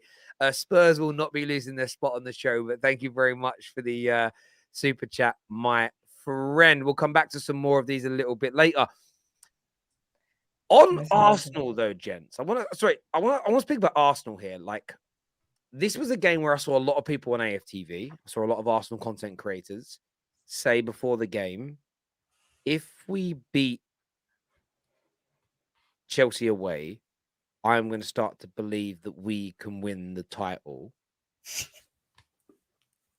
And you laugh at that, Jem. Like, we surely have to be taking Arsenal 100% seriously as title contenders now. What are you saying, Cal? We'll come to you, Jem. What are you saying, Cal? I've got to say it before Egal tries to call me out, so I'm trying to jump out and stop the fire before it starts. I've ridiculed Arsenal for years. I've got to sit here and I've got to take on the chin and be like, you know what? I was wrong about Arsenal going into this season. I thought there'd be improvement on last season. Did not expect them to be as good as they have been. I got to hold my hands up, doing a flipping good job. And I think we're sitting there in November now. If you're not sitting here saying that Arsenal are potential title contenders as things stand, then you're kind of just being a hater. Because if this was Liverpool, if this was Chelsea, if this was Man United in Arsenal's spot, we'd be sitting there saying there's a title challenge and there's a title race on. We have to call it how it is. Like, well done to Arsenal for being in this. I still don't think they will win the league, but they are massively overachieving what most people said they would be. I didn't think they would even get top 4 this season. They've got top 4 already, unless there's a catastrophe. They've got top 4 already. So they've achieved their targets. If they get anything better than top 4, we have to say what it is. They've overachieved what they were meant to be at the beginning of the season. And look, Jords, I get it. You hate Arsenal. I dislike Arsenal fans. I do. But I've just got to be a football fan. I've got to take a step back. I'm sorry, but how is there a title? How is it even a How are they title not? challenge? We're They're still in top of the November. We're league. still playing games in. I'm sorry, but the way that I see it is there's no title challenge or title charge or anything until at least March or at least February. No, not March, Let's get bro. closer. Bro, No, we let's wrapped get up the, closer bro, we wrapped up the let's get league when we closer won to it in 20 December. games in, because we've seen how many times Arsenal have fell off in December. We've seen how many times teams as a whole have fell off after December. That's 15, As of 20 right games. now, right now, do we have a title challenge for Manchester City? As of right now, for me personally, I don't see it as a title challenge until we pass at least the 20-game mark. I just don't consider it, because I've seen my own team just a few seasons ago under Mourinho at 12, 13 games in, top of the league.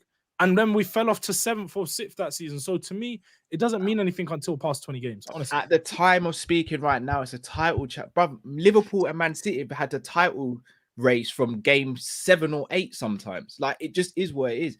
You're expected to. There's a difference in that, because but this is what I'm saying. Because Arsenal are expected to, doesn't mean they're not in one. They're in one as of right now. I look. So go on, James. Go on, Bob.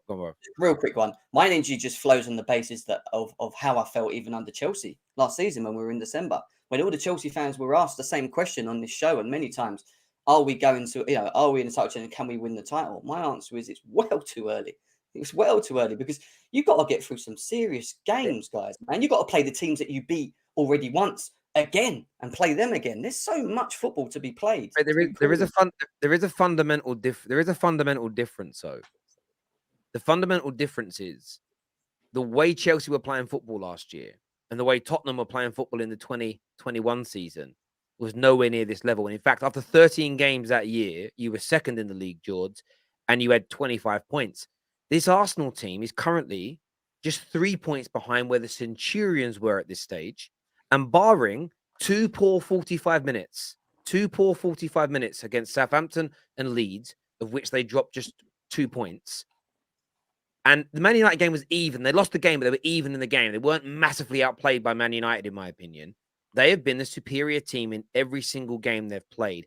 That's why Chelsea fans last year weren't buzzing, because they were like, yeah, we're winning, but I don't feel like we should have been in games. Arsenal are dominating everybody they're playing, and no team has had 34 points after 13 games and not won the league. I'm not saying they will win it, because this City team is special. I don't think well, at the very least, they're not in a title chart. I don't think anyone's ever had 34 points after 13 games. As far as Liverpool did. Oh, you did. Okay, you did. You didn't win the league. But even No, then, we won it. We won it, Terry. Whoa, we won it. There we go. Again, maybe I've missed the Newcastle one. That's what he's saying. He's saying no one's had these many points. No one's had this many points. Apologies. They've always been in the title race after this many points. And I think, barring maybe there's an anomaly I missed when I did my research, but everyone's always won it. And it's a style of play. It's a sustainability about it. We know. It's like the start to the season Tottenham had. Tottenham fans knew, we've got a lot of points, but we're conceding a bloody lot of chances per game. Arsenal are not, and they have to be taken seriously and given respect. And yes, they can fall off. Of course they can fall off. But that same logic, Jords, you Spurs fans are saying you guys shouldn't judge us on the past. We're different now. Yet your only remaining counter to Arsenal being good is, well, Arsenal have fallen off in history gone by, so therefore that's going to happen again. If you use that same logic on yourself, you guys ain't winning nothing either. But you're confident that you can change and you're doing things differently. So why don't you have that same feeling towards Arsenal? Because for us, we've got a new manager and it's his first full season and we're changing in his logic. Arteta, we've seen him over the past 3 years. They've played good football and they've still fallen off and they've had bad games. And even just last season, they fell off when the going got tough, the pressure got cooking, they fell off.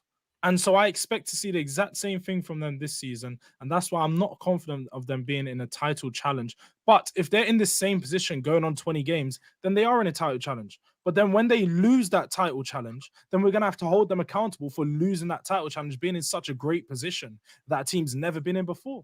So you can't have it both ways, Egal. You can't have it that we overachieve, but then when you're in this position where you have to win it or you're doing better than everyone else, then when you don't win it, hold yourself accountable. Let me make this clear. 1 second. Let me make this clear. You've just said after 20 games, they're in a title challenge. But if they don't win it from 20 games, then we have to hold them accountable and make fun of them. Bro, you wish you were in a title challenge after 20 games. Right now, we're not even. I didn't know there was a trophy for being in a title challenge. I didn't know second, third, and fourth were all the exact same thing, Egal. I don't know if you know that. I've been sitting here quietly. Everyone's talking about title challenges. This is that. This is my stance on it. At this moment in time, as he said, Callum said, his exact words were, as things stand right now, if you don't look at the league table and say, you know what, these are the only two teams that could potentially win it. That's all it is. You don't even have to say Arsenal are going to win it. You just have to say potentially those are the only two teams at this moment in time that are competing. That's it. Not saying we're going to win it. Not saying City are going to not win it. Because City are amazing. We know how good the City team is. At the end of the day, anybody going up against the City team, they're going to say, you know what? You expect City to win. They've won it the last couple of years, right? Now, I don't get it. So do you want to celebrate being in a title challenge? Because Tottenham done that with Leicester. I'm not celebrating nothing. It was a bad season. I'm not celebrating nothing. You haven't even let me say 2 words without you trying to throw an attack. I'm literally just stating what you said. I agree with you that it is not a title challenge until later. But at this moment in time, as things stand, the only people who are even competing with City that are holding them, putting pressure on them is us. That's it. It doesn't mean we're going to win it. It doesn't mean things are not going to change down the line. Right now, Arsenal is the only team that's competing to the level where City are looking around saying, you know what, these guys might be a threat. I'm just praying that Newcastle spend 200 million in January and shut both you and City. It's gonna be unbearable. Newcastle are going to be better. By the way, Nick, I just checked. You are right. In 1995-96, Newcastle had 34 points. I would love it if Newcastle beat them. We still have to go to the Emirates. We still have to go to the. I just want to say that collapse was mad though, because they actually had at that point they had a 9-point lead. Sorry, an 8-point lead over Man United at that point. This is obviously a little bit different. It's only a couple of points, but. Sorry, go on, Egal. The mentality shift needs to change after we actually accomplish something. At this moment in time, it is still reasonably understandable that everyone is going to doubt us until we do it. So you know what? Once we do it, you will not have anything to talk about. Once we get top 4, you won't be able to talk. Once we actually win a major trophy, you won't be able to talk. But until then, up until that point, I will get it that you guys are going to disagree. People will always talk, Egal. I get it. I'm going to push back a little bit on that comment, Egal. I never said anything wrong. I literally say no. I'm going to push back a little bit. You said they'll basically have to stop once you win something. You've been coming on this show for 3 years consistently, and you've been utterly shit. Hang on, let me finish. And you've called out teams that have been more successful than you. Arsenal will always be called out, good, bad, or indifferent. The year you won the Invincibles, there wasn't social media back then. People called you out because they were like, well, you're not really invincible. You got knocked out of all the other competitions. Like, there's always banter and everyone's always going to try and diminish your achievements. Remember that. Like, I will say it to Arsenal fans, gear yourselves up. If you achieve something great, people will look to take it away from you. We've all been there and all that. Well, Jords ain't. But the rest of us have all had our teams have their great achievements taken away. What I will say is this, though, about title races. I don't agree that title races start in February or March or April or May. They start day one because you've got to build a foundation. You can't be in a title race unless you're there or thereabouts come March. Therefore, all the games you're winning now are integral. And I do understand but this is what I've noticed with the Arsenal logic. It was they won't take their preseason form into the season. It's a flash in the pan. They'll lose against the first big team they play. Man United beat them. They'll fall off. We'll wait till they play us at home. They beat us. Or can they? They won't stay top for long. Now that's happened. Now it's being put.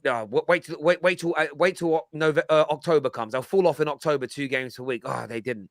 The World Cup will kill them. They might not be. They'll come back. They'll do well after the World Cup.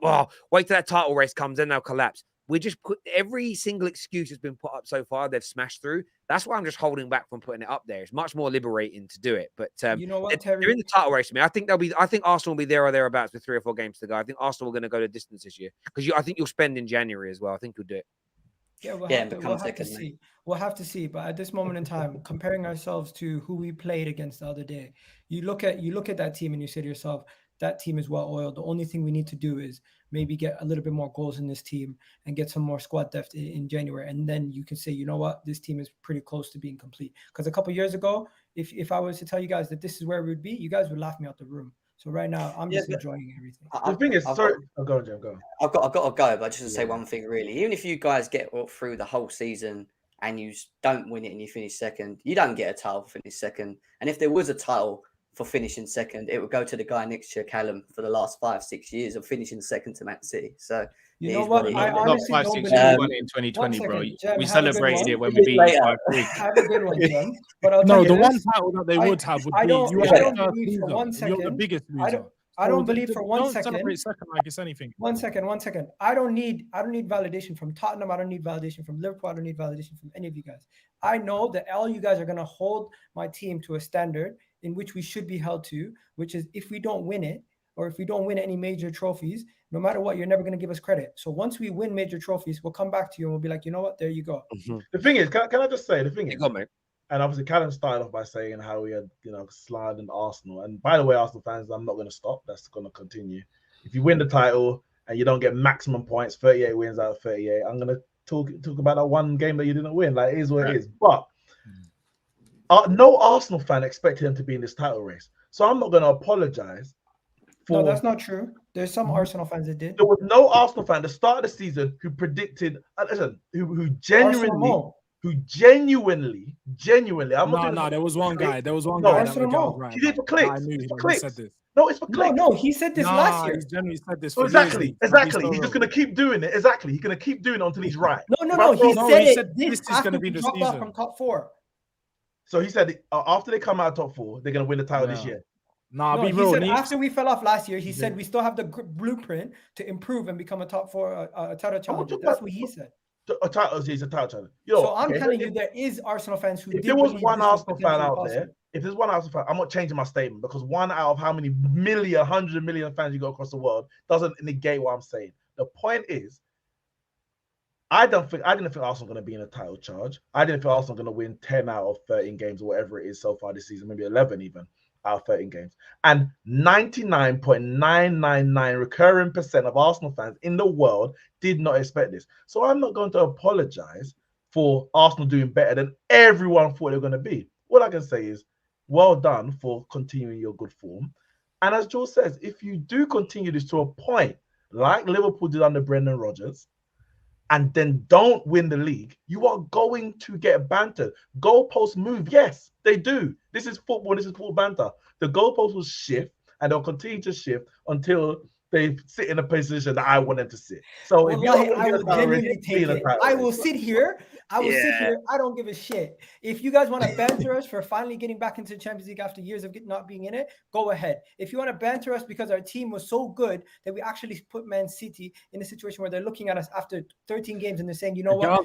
That's how bad it is, Egal. You don't believe in yourself that you can win it. So you're prepping your script for when you lose. No. There's no prepping, nothing. Bro, I am so happy right now. Nothing you guys can say can bring me down. You can't kill my vibe. My man said it. What was it? What was his name? Kendrick Lamar. He said it himself. You can't kill my vibe, bro. I am so happy right now with my team. The way that we're playing, my midfield is solid. My attack needs to fire more. But imagine we're at the top of the league and my attack could be firing even more. My defense has made mistakes before. Gabriel has made mistakes before in games, and we're still the best defense in the league. My goalkeeper is being questioned every single week, and we still have one of the top clean sheets in the league. So what do you really want from me? You want me to sit up here at top of the table with a great team and be upset? I'm never going to be upset about that. I'm going to be happy. I'm going to be ecstatic, and nothing anyone can say can get me upset. I get you on that, bro. We're going to do some super chats here. Super chats here. Love it. Replace the Spurs fan with the Newcastle fan. No, we'll make it right. This is a weird comment. It says, you always bet against City, Terry. Not surprised. You do, to be fair. Hang on. Hang on. I predicted him to win the league. How is that betting against City? You predicted Liverpool to win the league. But I changed my mind after I saw the teams play. Oh, okay. Like my final prediction was City to win the league. And I still think City will beat Arsenal to the title. I'm just saying Arsenal can win it. Not that they will, my friend. Your cognitive dissonance has hurt you there, my friend. Garrett here. Thank you for such a lovely donation.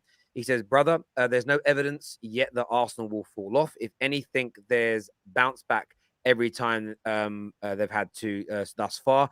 Talk to us about not being in a title challenge when we drop league points back to back like you lot have. Tell him, Garrett. It's what's been said there by Garrett. Thank you, Garrett. Jords and Spurs fans talking about trophies is mad, is what Ibby's got to say here. It's funny hearing Tottenham fans talking about when title races start like he's a season title competitor. These excuses are becoming boring. I love the comments today. Losing the league to City is no embarrassment. That's actually a very fair point. It isn't an embarrassment to depending on how it happens. Yeah. 2012. If Arsenal have a 10-point lead with 3 games to go and lose them all, and then there'd definitely be banter without a doubt.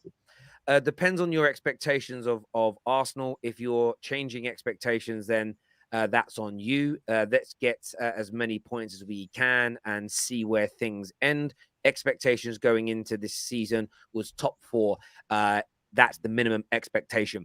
What I will say to the change of expectations is we've had Jess on this show, especially as a gooner, trying to goad United fans into saying we're making the top 4, changing expectations. That's very normal. Stephen here says, we fell off last season because we had bad apples in the club. That's the reason Arteta had to clear them out first, and I'm glad he did. Aubameyang, Lacazette, Hector, Ozil, and so on. And that's why Spurs fans is hyped up. Who are you? Well, one second. Go on, bro. Oba went in January. Ozil had already gone. Lacazette was not a bad egg by all intents and purposes that I'm aware of. He kept playing after January. And your bad run where you lost top 4 came after Aubameyang left. You lost those 3 games in a row. And then, so let's not put it, I'm not saying, listen, you've done a great job, but let's not try and put it all down. Aubameyang was here. And that's why we didn't, get top 4 last year. There's a bit more to it than that. Come on, Stephen. Bro, what you have to remember is at the beginning of the season, we weren't prepared last season. This season we were. And also, you can see the teams that are the most prepared going into the season were the teams. No, listen, the most it's 100%. You're much better now. I'm just saying it's not all on Aubameyang. Like there was much more to it than the fact that you had Ozil 2 years ago and Hector Bellerin on the catwalk. Like, come on, man. No, but he was mentioning the 3 years because he mentioned 3 years. Yeah, look, I think we understand. Look, I do get the guy's point. They didn't all part of it last year, but it's also bringing in the new players that have elevated you and everything else. But I do get the super chat as well. Arsenal are the only club getting 34 points for playing anyone. Love it. Come on, you gooners. Apparently, Arsenal will fall away if Jesus gets injured, but he's not even scoring for us. That's big difference. No, the guy's being Martin's being sarcastic, saying people are saying he's actually not been that great, but then saying, but if he gets injured, you'll fall off. It's again, people's banter is sometimes really bad. They don't realize they're setting themselves up to lose actual debates. But yeah, I get Martin's point. He's being sarcastic. Oh, okay. How's a Spurs fan telling us about title challenge? He doesn't even know what that is. Pretty sure we've had one more recent than any United or Arsenal fan. What year Anyway, was that? What year was that? It was the last time Chelsea won it. It was a long time ago, but it's more recent than you both used to. That's all I'm saying. Do you know what's funny? Do you know what's funny? I don't even the year that Leicester won. When Chelsea won it, they ran away with it. No, they didn't. No, you clearly didn't. No, they didn't. Tottenham was top. Remember, Spurs got the most points of any team over a 2-year period when Leicester and then Chelsea won it. So how many points they finished behind Chelsea? It was about 6 points, 5 points. It wasn't that much, honestly. Tottenham had 86 points and Chelsea had 93. But when did how many points? What was because often teams take their foot off at the end when they've won it and close the gap. So what was the point different? Either way, though, I was going to say it's not even. I'm not going to say it because people think it's a dig.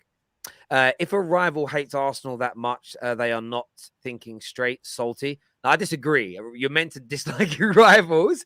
Egal, Odegaard is too inconsistent. If we want to compete for titles, we need to buy players like James Maddison. This super chat here says, in terms of Champions League participation only, Arsenal has been in the competition 19 consecutive years, while Spurs 5 in the last 6. Ha ha. Is what AMT says here. Thank you, AMT. Guys, take it easy on the holders of the prestigious Audi Cup. None of our clubs can ever say we have won that. God's Will here says, Egal, the Champions League isn't a major trophy. I recall you said that on the fan cam reaction. Does the panel agree with this? I think no, that wasn't the Champions League. That was the Club World Cup or something like that. That's cheap, Egal. But you know what? That was me just being salty.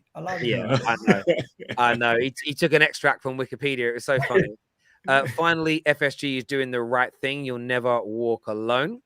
Mama Flossie, one of our viewers and members who's a Newcastle fan, will be on the panel next year, and it will be great. The tune will be unstoppable if they manage to get top 4. Hope we sell Ronaldo in January. Thank you to Ahmed for becoming a new member, and thank you to Christopher as well. Orange here says Arteta's team is extremely physical and technical. It is. We'll agree with that. I'll go back to the Donny statement we're talking about. Yeah. Reading the article, I'm confident in saying that FSG are looking to sell a significant share rather than what was made the headline thoughts. Yeah, but it's generally with a view to moving on at some point. That's what most of the financial experts believe. Because if you sell, but we'll see what happens. We're going to be rich. Bad day at the office. That's all. We will still finish above Liverpool. Coppish, clip that. That's Boogeyman, who's a Spurs fan that still thinks they're finishing above. We'll see. We'll see. When was the last time you finished above us? Long time ago. Have a sneaky feeling Arsenal will land a big player in the summer, Frankie de Jong or Bellingham. We are arguably the best project in the world right now. Who's getting taken over? Arsenal or Liverpool? What's going on? Ramsdale had memories of San Marino's England debut yesterday. Had nothing to do. London is red. That's a good point. I like that. The Spurs fan is so rattled. You're rubbing badges of a competition you have never won. Villa and Nottingham Forest have got more credit in the bank than Spurs, is what Joshua Jack says. Evening, Terry and everyone. Jose Mourinho has won a trophy at each club he has managed. Only Tottenham he has fouled at. That's actually true. Tottenham are getting cooked. No, it's not the presence of the bad apples. It was the lack of replacements that cost us, is what Garrett says. This year, that's been fixed. And Sammy says, love how everyone has not got Egal. Sorry. I love how everyone who is not Egal is screaming. Enjoy your top 4 bottle. Ha, ha, ha. Is what Sammy has got to say here. The super chats have gone mad this last little bit. You start reading them and then more come in. Top 6 show reshuffle. It's a must, Terry, and it's due. Well, we reshuffle the panel every week. That's kind of one of the things that we every episode is what we do. This comment here says he's sitting here talking about the most recent title race that United or Arsenal were in, and then said being in a title race isn't a big deal. Make up your mind, Spurs fan. No, wait. I said that in reference to Yikes. Only why. I did not celebrate it. I said I didn't even talk about it. Remember when Spurs were in the 2-horse title race with Leicester and ended up 3rd behind Arsenal? And that's why you don't celebrate title races. I was going to say this, though. Both those years are genuinely in my heart of hearts. Didn't even think about you guys winning the league. It just never even. I didn't even think could they. It was just like Spurs are there, but yeah, it's interesting. Terry, you know what I find so funny in this stream? It went from we gotta respect Arsenal to Cam saying they might be in a title race and the only person competing with City, to Jem saying they're not going to win the league, to Jords saying if they are in a title race after 20 games, you have to hold them accountable if they lose, to now saying they're celebrating. Who's celebrating? Who's celebrating a title race? We're just happy with our team. You've never seen people happy before? No, not at Man United for a long time. I don't know what happiness looks like. And long may that continue, Nick. This is not a smile of happiness. This is crying inside. There we go. Since leaving Spurs, Bowers won a trophy every season, apart from the one they went back to Tottenham. There we go. Listen, everyone that has tuned in today, massive thank you. Jords, Neeks, Gem's Gone, Egal, and Callum, thank you all very, very much. My super chatters, big, big love to you. My viewers, please smash like and share buttons for us before you go. And Make sure you're subscribing to the Football Terrace. Spurs out and welcome Newcastle. Yeah, Spurs are getting it tonight on here. It's crazy. Listen, everyone, until next time, take care. Goodbye. God bless. And we'll see you all again.